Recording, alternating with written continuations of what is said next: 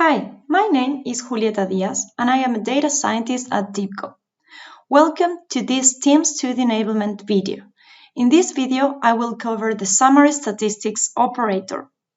We are starting from the Work Files tab in a workspace I've previously created, and we will click on the Summary Statistics workflow to get to the workflow canvas we can see here.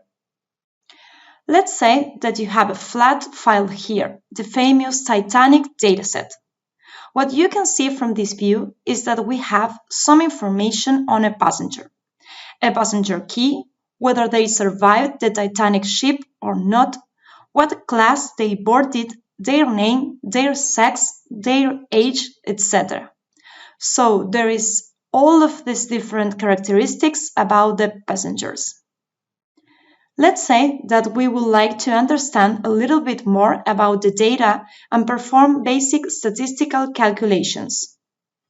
One of the most useful operators that can be put into the workflow at any stage is the summary statistics.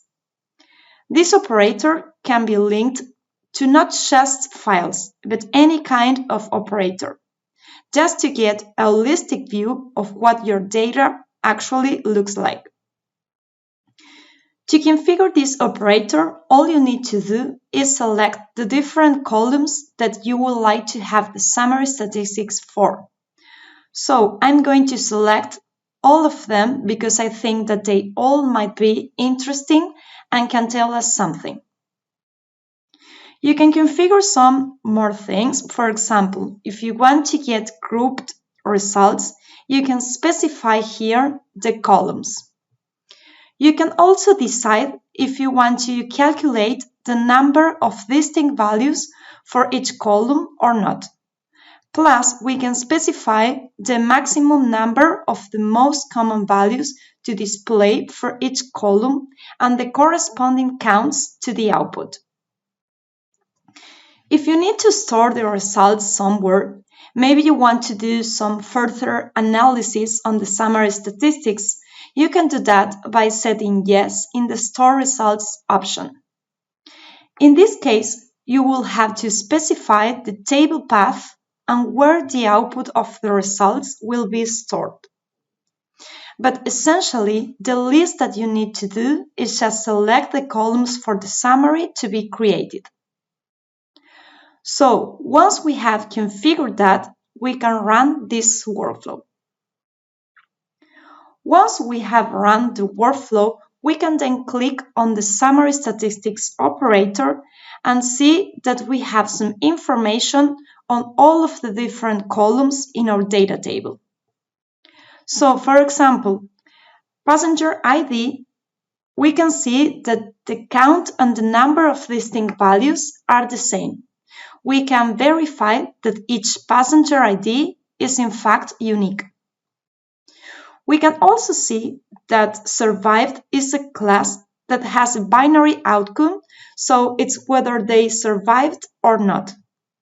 We have 494 positive cases and 815 zeros. That's telling us that there were more fatalities than people surviving. We have the minimum, the maximum, and the mean values. So, for example, we can see that the oldest person in the ship was 80 years old and the mean age was 29 years old. There are some null values in the age, cabin, and embarked columns. This information is useful because a following step in the data science process might be to deal with the missing values. For the continuous variables, it might be interesting to look at the quartiles to identify the presence of outliers. So, for example, for the variable fare, we can see that the lower quartile was 7, the median is 14, and the upper quartile is 30. So this is a really useful tool just to get an idea of what steps you might need to do next when dealing with your dataset. Thank you for watching.